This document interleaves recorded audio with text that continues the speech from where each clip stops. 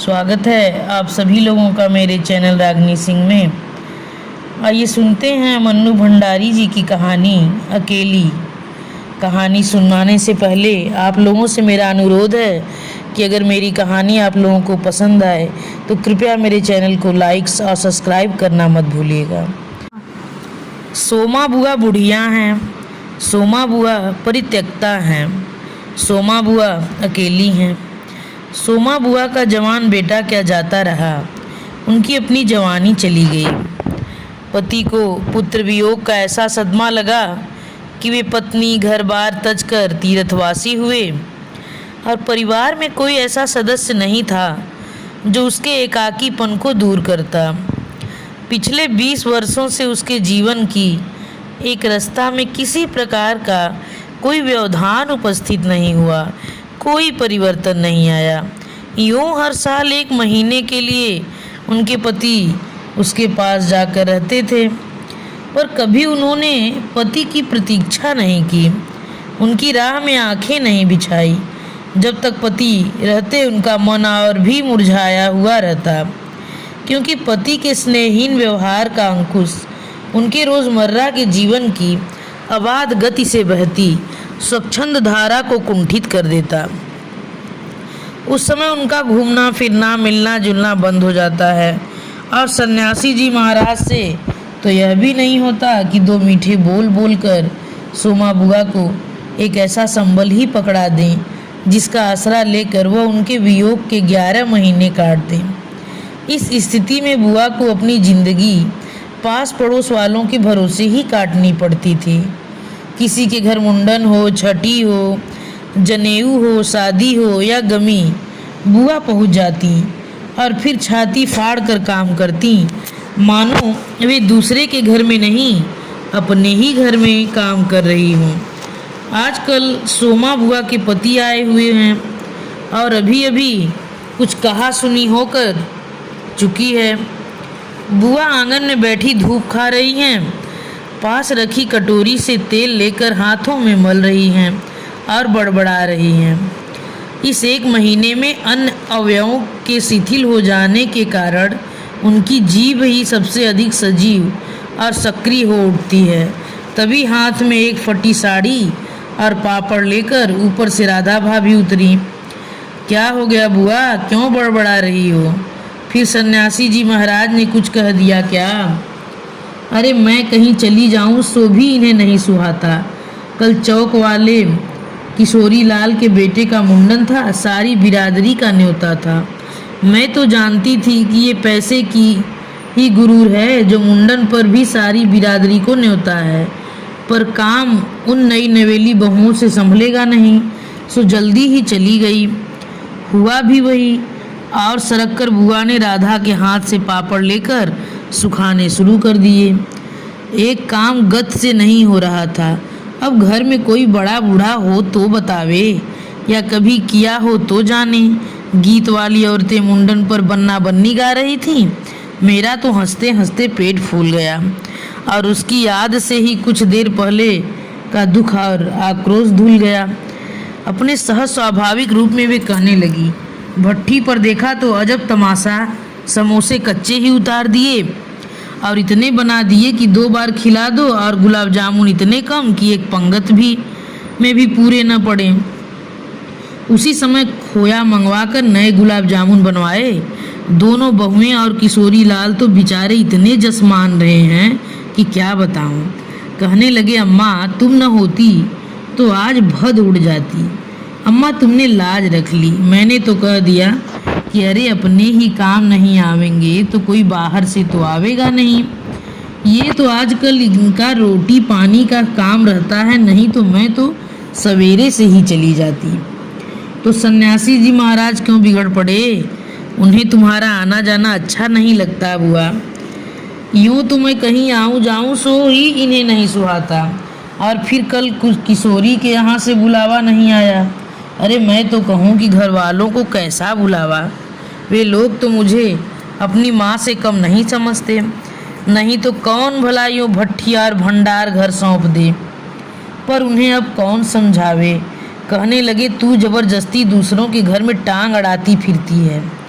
और एकाएक उन्हें उस क्रोध भरी वाणी और कटु वचनों का स्मरण हो आया जिनकी बौछार कुछ देर पहले ही उन पर होकर गुजर चुकी थी। याद आते ही फिर उसके आंसू बह चले। अरे रोती क्या हो बुआ, कहना सुनना तो चलता ही रहता है। सन्यासी जी महाराज 1 महीने को तो आकर रहते हैं, सुन लिया करो। और क्या, सुनने को तो सुनती ही हूँ, पर मन तो दुखता ही है कि 1 महीने को आते हैं तो भी कभी मीठे बोल नहीं बोलते। मेरा आना जाना इन्हें सुहाता नहीं तो तू ही बता राधा, ये तो साल में 11 महीने हरिद्वार रहते हैं, इन्हें तो नाते रिश्ते वालों से कुछ लेना देना ही नहीं, पर मुझे तो सबसे निभाना पड़ता है। मैं भी सबसे तोड़ ताड़ कर बैठ जाऊं तो कैसे चले। मैं तो इनसे कहती हूँ कि जब पल्ला पकड़ा है तो अंत समय में भी साथ ही रखो। सो तो इनसे होता नहीं, सारा धर्म कर्म ये ही लूटेंगे, सारा जस ये ही बटोरेंगे और मैं अकेली पड़ी पड़ी यहाँ इनके नाम का रोया करूँ। उस पर से कहीं आऊँ जाऊँ वह भी इनसे बर्दाश्त नहीं होता। और बुआ फूट फूट कर रो पड़ी। राधा ने आश्वासन देते हुए कहा, रो नहीं बुआ, अरे वे तो इसलिए नाराज हुए कि बिना बुलाए तुम चली गई। बेचारे इतने हंगामे में बुलाना भूल गए तो मैं भी मान करके बैठ जाती, फिर घर वालों को कैसा बुलाना। मैं तो अपनेपन की बात जानती हूँ, कोई प्रेम नहीं रखे तो इस बुलावे पर नहीं जाऊँ, और प्रेम रखे तो बिना बुलाए भी सिर के बल जाऊँ। मेरा अपना हरखू होता और उसके घर काम होता तो क्या मैं बुलावे के भरोसे बैठी रहती। मेरे लिए जैसा हरखू वैसा किशोरी लाल। आज हरखू नहीं है, इसी से दूसरों को देखकर मन भरमाती रहती हूँ। और वे हैं हिचकियाँ लेने लगीं। पापड़ों को फैलाकर स्वर को भरसक कोमल बनाकर राधा ने कहा, तुम भी बुआ बात को कहाँ कहाँ से ले गई, अब चुप भी हो। अच्छा देखो, तुम्हारे लिए एक पापड़ भून कर लाती हूँ, खा कर बताना कैसा है। और वह पापड़ लेकर ऊपर चढ़ गई। कोई सप्ताह भर बाद बुआ बड़े प्रसन्न मन से आईं और सन्यासी जी से बोली, सुनते हो देवर जी के ससुराल वालों कि किसी लड़की का संबंध भागीरथी जी के यहाँ हुआ है। वे सब लोग यहीं आकर ब्याह कर रहे हैं। देवर जी के बाद तो उन लोगों से कोई संबंध ही नहीं रहा, फिर भी हैं तो समधी ही। वे तो तुमको भी बुलाए बिना नहीं मानेंगे, समधी को आखिर कैसे छोड़ सकते हैं। और बुआ पुलकित होकर हंस पड़ी। सन्यासी जी की मौन उपेक्षा से उनके मन को ठेस तो पहुंची, फिर भी वे प्रसन्न थीं। इधर उधर जाकर वे इस विवाह की प्रगति की खबरें लाती। आखिर एक दिन वे यह भी सुनाई कि उसके समधी यहाँ आ गए हैं और जोर शोर से तैयारियां हो रही हैं। सारी बिरादरी को दावत दी जाएगी, खूब रौनक होने वाली है। दोनों ही पैसे वाले ठहरे। क्या जाने हमारे घर तो बुलावा भी आएगा या नहीं। देवर जी को मरे 25 बरस हो गए, उसके बाद से तो कोई संबंध ही नहीं रखा। रखे भी कौन, यह काम तो मर्दों का होता है। मैं तो मर्द वाली होकर भी बेमर्द ही की हूँ। और एक ठंडी सांस उसके दिल में निकल गई। अरे वाह बुआ, तुम्हारा नाम कैसे नहीं होगा, तुम तो समधिन ठहरी। देवर चाहे न रहे पर कोई रिश्ता थोड़े ही टूट जाता है। दाल पीसती हुई घर की बड़ी बहू बोली, है बुआ नाम, मैं तो सारी लिस्ट देख कर आई हूँ। विधवा ननद बोली। बैठे ही बैठे 2 कदम आगे सरक कर बुआ ने बड़े उत्साह से पूछा, तू अपनी आंखों से देख कर आई है नाम? नाम तो होना ही चाहिए, पर मैंने सोचा कि क्या जाने आजकल के फैशन में पुराने संबंधियों को बुलावा न हो। और बुआ बिना 2 पल भी रुके वहाँ से चल पड़ी। अपने घर जाकर सीधे राधा भाभी के कमरे में चढ़ी। क्यों री राधा, तू जानती है कि नई फैशन में लड़की की शादी में क्या दिया जावे है? समधियों का मामला ठहरा सो भी पैसे वाले, खाली हाथ जाऊंगी तो अच्छा नहीं लगेगा। मैं तो पुराने ज़माने की ठहरी, तू ही बता दे क्या दूं। अब कुछ बनाने का समय तो रहा नहीं, 2 दिन बाकी है, सो कुछ बना बनाया ही खरीद लाना। क्या देना चाहती हो अम्मा? जेवर, कपड़ा, श्रृंगारदान या कोई और चांदी की चीज। मैं तो कुछ भी न समझूरी, जो कुछ पास है तुझे लाकर दे देती हूँ। जो तू ठीक समझ ले आना, बस भद नहीं उड़नी चाहिए। अच्छा देखूं पहले की रुपए कितने हैं। और वे डगमगाते कदमों से नीचे आईं।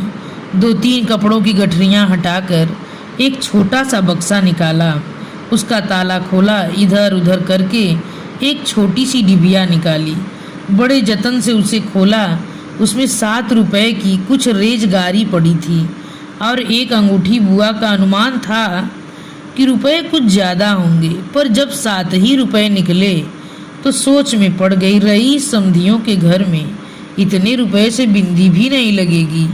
उनकी नज़र अंगूठी पर गई। यह उसके मृत पुत्र की एकमात्र निशानी उसके पास रह गई थी। बड़े बड़े आर्थिक संकटों के समय भी वे उस अंगूठी का मोह नहीं छोड़ सकी थी। आज भी एक बार उसे उठाते समय उनका दिल धड़क गया। फिर भी उन्होंने 5 रुपए और वह अंगूठी आंचल से बांध ली, बक्स को बंद किया और फिर ऊपर को चली। पर इस बार उनके मन का उत्साह कुछ ठंडा पड़ गया था और पैरों की गति शिथिल। राधा के पास जाकर बोली, रुपए तो नहीं निकले बहू। आए भी कहाँ से, मेरे कौन कमाने वाला बैठा है। उस कोठरी का किराया आता है, उसमें 2 समय की रोटी निकल जाती है जैसे जैसे। और वे रो पड़ी। राधा ने कहा, क्या करूं बुआ, आजकल मेरा भी हाथ तंग है, नहीं तो मैं ही दे देती। अरे पर तुम देने के चक्कर में पड़ती ही क्यों हो। आजकल तो देने लेने का रिवाज ही उड़ गया है।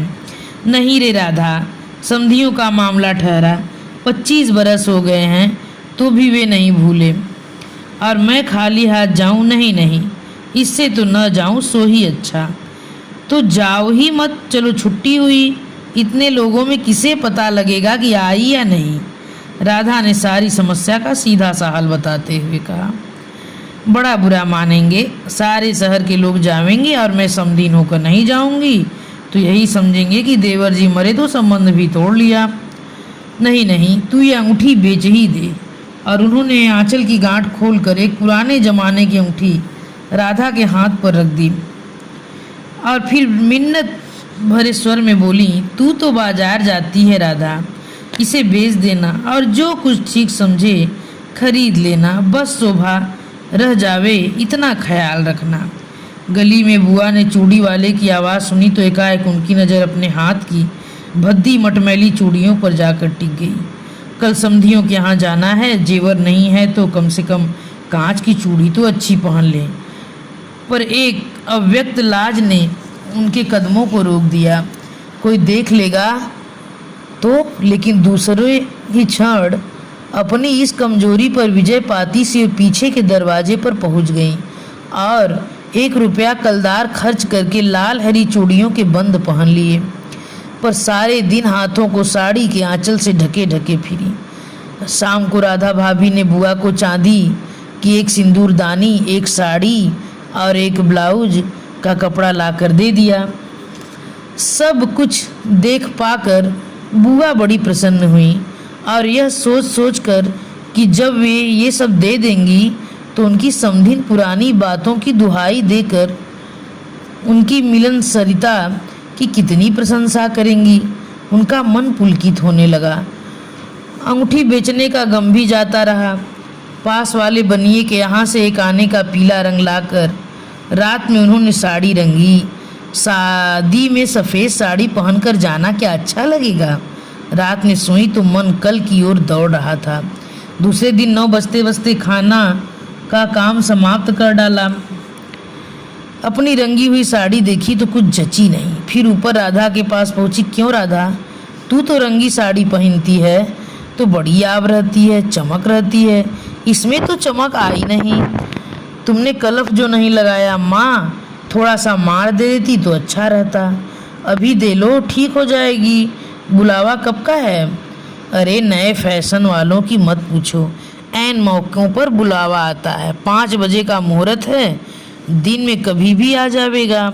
राधा भाभी मन ही मन मुस्कुरा उठी।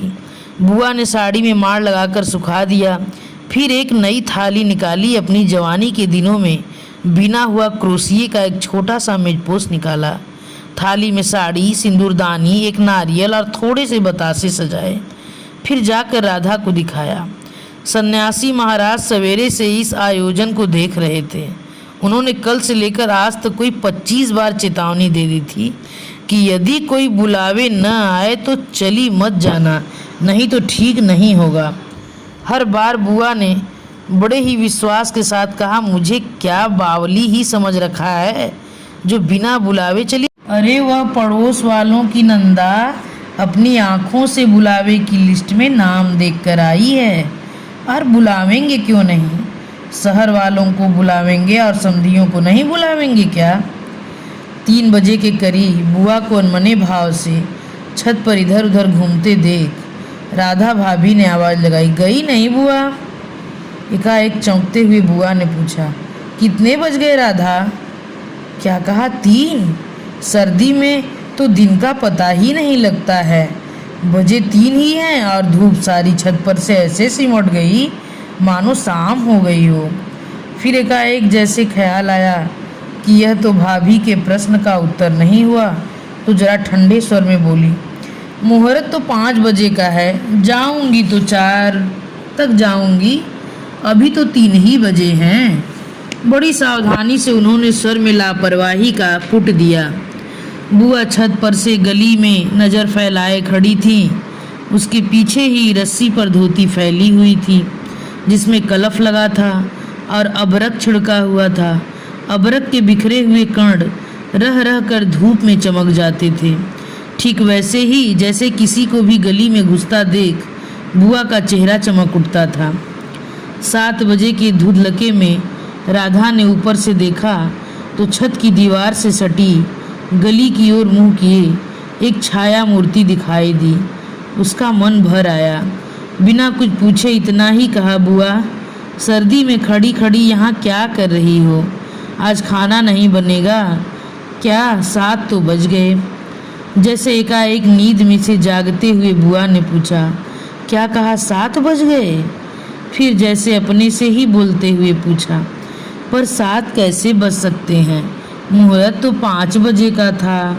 और फिर एकाएक सारी स्थिति को समझते हुए स्वर को भरसक संयत बनाकर बोली, अरे खाना का क्या है, अभी बना लूँगी, 2 जनों का तो खाना है, क्या खाना है और क्या पकाना है। फिर उन्होंने सूखी साड़ी को उतारा, नीचे जाकर अच्छी तरह उसकी तह की, धीरे धीरे हाथों से चूड़ियाँ खोली, थाली में सजाया हुआ सारा सामान उठाया और सारी चीज़ें बड़े जतन से अपने एकमात्र संदूक में रख दी और फिर बड़े ही बुझे हुए दिल से अंगीठी जलाने बैठी। इसी के साथ यह कहानी समाप्त हुई। धन्यवाद।